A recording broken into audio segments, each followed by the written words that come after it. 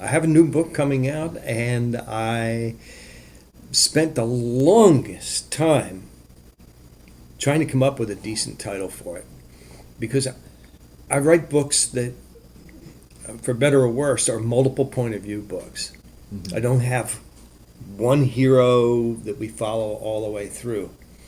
And I think part of that is because it's very, very hard to write a single point of view and give other characters access to certain pieces of knowledge as a technical problem.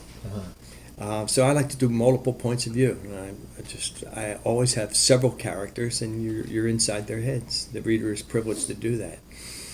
I've been told by writing teachers and people who have had writing classes, you shouldn't do this. But I think readers just want a good story, and I've decided that's what my writing is all about. Sure. Telling a story, keeping people entertained, keep turning the pages. And as Elmore Leonard says, don't bother writing the parts that people skip. So this is a pretty fast-moving adventure that takes place mostly in one day, once it picks up.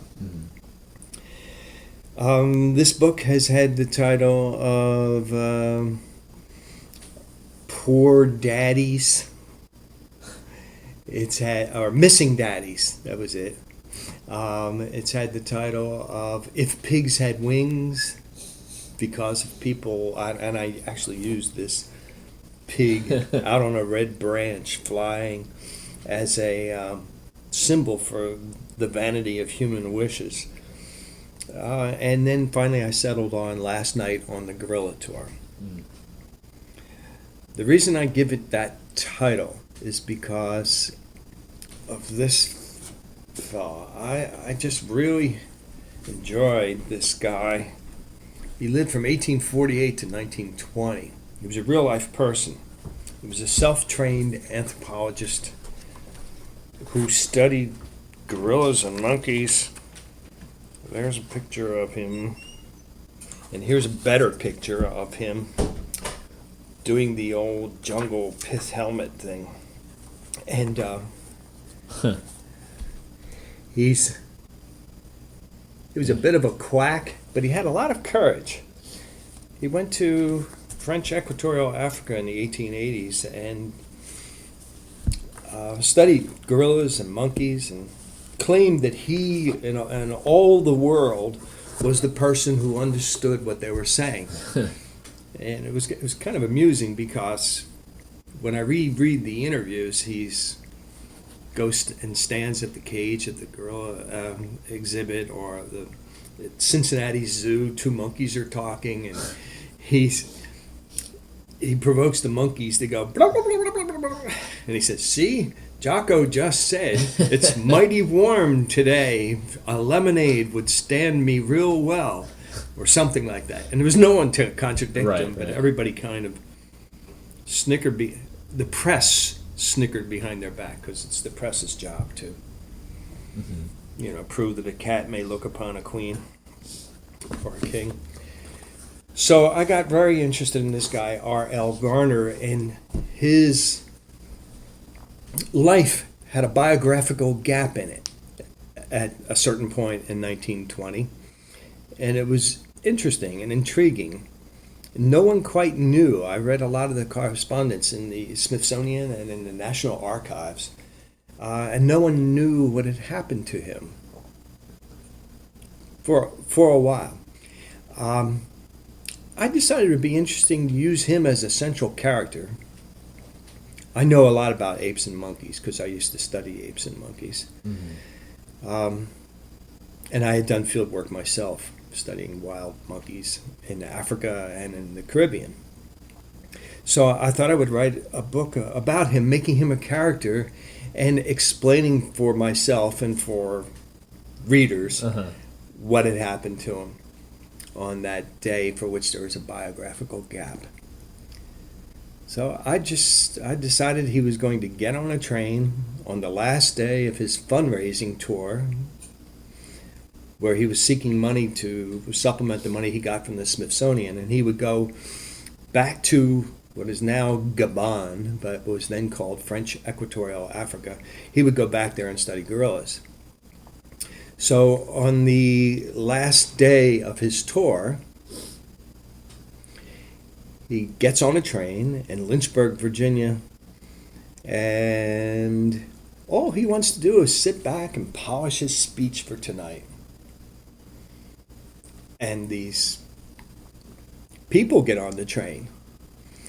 A woman comes into his compartment, a young woman, and she said, her very southern voice, Mr. Garner, if you wouldn't mind helping me, I'm having a problem with some people out in the other train, and I know that you are a man of the world, and you would help me. And he's annoyed. He's kind of charmed. She's a younger woman. He's in late middle age. And he winds up saying yes when he should have said no. And a lot of things happen because as the story he doesn't really find this out until they arrive in Knoxville, Tennessee at the end of a long, hard day. He doesn't really find out the backstory behind this young woman who has a stalker. Okay. Who is dragging around his sort of autistic son all day. The boy is a brilliant, artistic kid who's always, everywhere he goes, he has a piece of blue chalk and he's drawing these fantastic drawings on things. And the poor kid is being dragged around by his dad. And the reasons behind that are to be found only by reading the book. Anyway, it's really fast moving and it's quite entertaining. And philosophical. How did you discover this character? It was kind of inevitable that I would find him because in the history of anthropology, this would be true in any kind of field observation of wildlife study that you wanted to make. You always have to know the history of others who have tried their hand at this. And then when you go back in the historical record, maybe like the first gorillas were sighted in the 1840s. That's when it first became known to the Western world that such a creature existed. Although and Greeks and Romans had written about them, but they didn't know whether they were human or not, whatever. In 1842, I think the first one was bagged and brought back, put on exhibit in Boston. So you had to know about that. What Garner became, in the long line of explorers who happened to run into gorillas, Garner was the first one to go and actually try to study them. Okay. And while he was doing his studies, he was also shooting the gorillas because there was an intense competition in the world to be the first zoo to exhibit live gorillas. And the Bronx Zoo in New York and the National Zoo in Washington were in very, very keen competition for that. The way that they got a live gorilla, there was only one way to do it, which was to shoot the mother and father and any other adults around who tried to defend the child, and then chop down the tree, capture the infant, and bring it back. And most of the time, the infant did not survive. Right. Either human diseases or the trauma, the shock of being transplanted, and so on. There was this intense competition going on. There was also an intense competition to put together a diorama of like a natural family group. So you'd use the dead gorillas. Mm-hmm. So you use the dead gorillas for that. And the National Zoo in Washington, at least at the time that I visited and was doing it, had on display a diorama of a gorilla family in this big glass case, with the painted backgrounds and everything. And all these gorillas had been shot by Garner and his team. There were a couple of wealthy sportsmen who paid to be part of the expedition, and one, a man named Alfred Collins, who was a prominent Philadelphia family. He was a polo player and printer, founder of the Philadelphia Zoo, a founder of the Philadelphia Geographical Society, so on. He was one of the leaders of the exhibition, so he could get to shoot a gorilla alive and bring it back. And There are pictures that I found of him, Alfred Collins, walking from Broad Street Station holding the hand of a chimp. People all gathered around, just walking him through the city, out of the station to his waiting chauffeur to go back to his house in Bryn Mawr. Huh.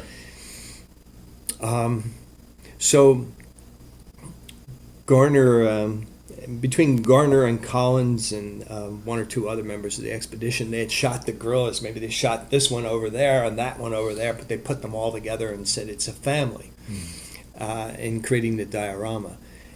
And I, in writing the book, was keenly aware that was a kind of model for a family, that I had the equivalent of it in literary terms with this motley assemblage of people who all came together, some of whom, I've only described a couple of the characters. Some of the characters come together and bond and become almost acting out one another's dreams of having a family, of having people, somebody to be close to and count on, and so on. So this little traveling menagerie of Homo sapiens on the train is almost the equivalent of the same kind of ad hoc, made up family in the diorama in the zoo. So that parallel is made, and it was kind of an interesting one to play with in terms of literature. Sure. Yeah. So how'd the book come together? Like, when did you start working on it? How? That's a good question, Pete. It was the first book I ever wrote, and I wrote it in longhand in marbled notebooks, and I wrote it when I still had my bookstore in Chestnut Hill. I would go in early every morning, and I would write. I would write until the sun came over the roof of Eichler Moffley. I would watch the sunlight come across my page, and then I knew it was time to stop writing and open the bookstore for the day. In those days, I think it was called A Man of the World. Another title I played with was Fit in a Spoon, because it's about paternity. Okay. And a woman is making a decision about what's going to happen to an unborn child, and the man who is the father of this unborn child is complaining that he has rights too. It's a very modern question. Sure. And it's long been a question. And the woman said, your contribution to this baby wouldn't fit in a spoon. He didn't like that. So I tried a lot of titles. For a long time, I simply called it Garner. It's been my shorthand. But this was 10 years ago.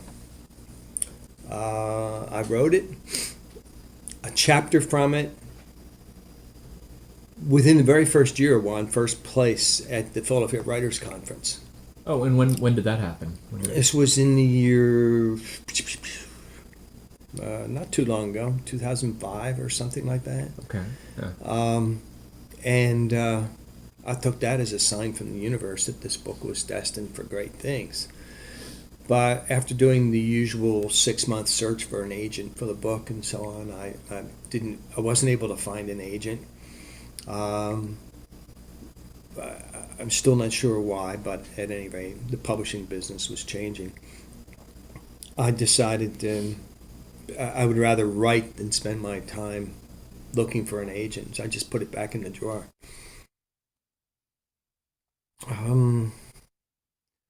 My wife loved the book more than anything that I've written, and I've written six things since then, since I started writing full-time back in the year 2000, and kept pushing me to return to it. So I said, all right, I'll give it one more try, which I did in the middle of last summer. I already had a manuscript, and I didn't like the way that it was, because I started with Garner on the train, and I had to do everything else. Every other character who entered, I had to give their backstory. Mm-hmm. And finally, it just occurred to me I ought to just start where it starts. And I started with the couple that bother Garner on the train. And I would just start with their own twisted family, twisted love story, so that you know you've been following the storm that's come. It's like in the perfect storm, you know. Mm-hmm. you've been following the storm for a while, and now we take you on to the lobster boat and introduce Garner. So that worked out much better for me. I just sort of flatlined the whole thing rather than trying to do it all as backstory, because it was taking too much time out from the narrative of what happens to Garner. So Garner comes in 80 pages into the book. I lay out the initial thwarted, twisted romance between two people from rural Tennessee that Garner winds up in the midst of, and then follow it all from there. So from this past summer, I vowed that I'd be done by New Year's Eve, and I managed it by 2 days. Yeah. And then since I had decided to independently publish this, it's a wonderful feeling it gives you when you're going to independently publish. I just knew that I was going to have this book in print and be having my book launch by the end of February. Whereas if I had finished that book New Year's Eve and then started looking for an agent and found an agent, and the agent had to shop my book, and he shopped it successfully, and a publisher wanted it, the book would be coming out sometime in 2014 or 2015. Right. Instead, it's here, it's now, and I'm able to begin promoting it and begin looking for readers. And I love that aspect of independent publishing. The negative aspect of independent publishing is that you have to promote yourself. You have to promote the book. I've even, as you know, gone on Facebook. Right. Because everyone says you have to be on Facebook. You can't walk around in the parking lot handing out postcards, whatever. And Facebook has been interesting. It's been a real eye-opener for me. Whether I'll stay on it after I finish promoting the book, I don't know if there's ever a point where you stop promoting, right, or not. But I'm determined this time that I'm not going to let the book have a flurry, get decent sales, and then fail to find any momentum beyond that, because I had another book that I was writing and I wanted to get moving on. So this time I'm going to try all the supposed social media and all that. I don't think I'll ever Twitter that. I wouldn't know where to begin. Yeah. So what? How many books have you published independently recently? Now, what number is this? This year, I have independently published 2 novels, a collection of stories, and I call them stories. I really wanted to call them memoirs of life in my bookshop, but for a number of reasons, including legal reasons, I just decided that I would call them short stories and let it go. They use the term now, all but true. I've never heard that. Yeah.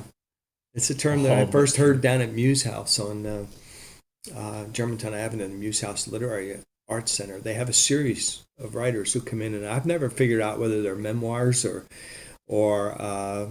fiction, but they call them all but true. So, at any rate, that short story. Then also because of the nature of Kindle, you can, if you want to, at least I find, no one has ever told me I could do this, but I have put 6 pieces on Kindle this year. Okay. I've got 3 short pieces that are collections of essays I had previously published in newspaper form about noir lit, about a bullfighter named Juan Belmonte, and a series I had done about the American writer Lauren Isley. Gathered together my writings, pulled them together gathered together my separately published pieces, pulled them together, and just put them on Kindle as a short thing, and they sell. Nice. It's another market for things that I had written previously. So, and then of course there are Kindle versions of the of the 3 books that I mentioned. Yeah. So it's kind of neat when you're self-published. Sure. You have control over it. Are- I open up Amazon and I have this bing, bing, bing, bing, bing, bing, bing, bing list. It's like the culmination of a lifetime. Yeah. And you never know they weren't published by Scribners because they don't say Right. not published by Scribners on it. It just says, here is a book. Now, Here's are you a selling? description. Are you selling more e-versions now, like Kindle versions, or are people buying print? How do you have any way of telling how that's breaking down? Half and half. Okay. There are people. There are some people who like reading my stuff. Who from Chestnut Hill on. There are people who like to know what I've written and make up their mind whether they want to read it or not, but who will not read on an ebook. Sure. Right. So there are a number of people who have told me they're waiting for the paperback version of my book to come out. And as a matter of fact, I can say today that just late yesterday afternoon, the publisher finally told me the book was ready to be printed if I wanted to order, and I ordered 50 copies to take to me to the book launch on Friday night. Okay. Friday, February 22nd, 7 p.m. at Muse House Literary Arts Center, 7924 Germantown Avenue. And if everyone who tells me they're coming is coming, actually comes, it'll be standing room only. It seats about 50 people, and I think it's my other 2 launches there. I managed to fill the house both times, so I think I might this time too. Good. I hope I do. Right. Yeah. So you've been real busy the last year. Oh God. You're going to keep up this pace. Yeah. I think Try as long anyway. as I'm sort of gifted with abnormal amounts of serotonin or stamina or something like that. I have a couple of things that I've started that I want to get back to. I've mentioned to you before that I wanted to do a novel about the bullfighter character from Carmen, who's Right. an Escamillo. I already have a title for that, Escamillo Song, and I'm halfway through that. And I have another novel that's set in the bookshop that's sitting. It's got about 200 pages, but it's sitting right now because it has plot problems. Yeah. And 3 or 4 Kindles that I'm ready to send up. Mm-hmm. So I'll keep doing it. And Yeah. I'm still running my book business full time. Okay. Yeah. So, When I say book business, I mean my buying and selling old rare books. right. Do you think that self-publishing and being able to know that you're going to be able to hit the market with what you write, does that help you keep the energy up? To the that that you're not going to run into any kind of walls, that you're able to kind of be productive, complete something, see it through to finish. Does that help? Oh, absolutely. You really put your finger on the pulse right there. If there was a big if hanging over everything that I'm doing, what's the use of doing this? I have a list of things I wouldn't call it the 10 list, because it probably could be expanded to 30 or be as few as 3, but there are things that I call the enemies of writing. Mm-hmm. One of them is reading the New York Times book review every Sunday and seeing all the people who have made it, gotten a front page review.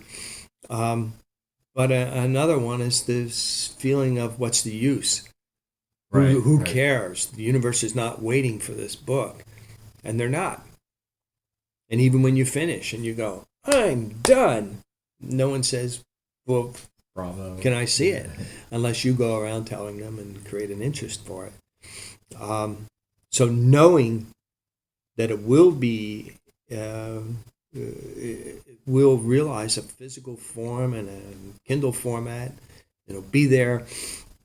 One of the really cool things is, as soon as you finish with the independent publishing, and I'm using the printing arm of Amazon.com. As soon as you finish that, it goes up to Amazon. It's listed on Amazon for sale. I mean, it's #1 bookseller in the country. Biggest store in the world. And it's Yeah. right there. Yeah. And you type in my name or type in the title of my book, and there it is. It's just, I don't know. It's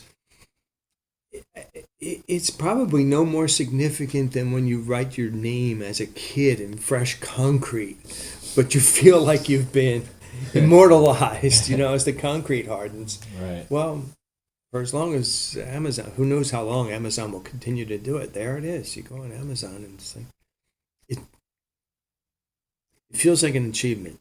I Right. taught a workshop for Muse House about how to independently publish using the one limited means that I know.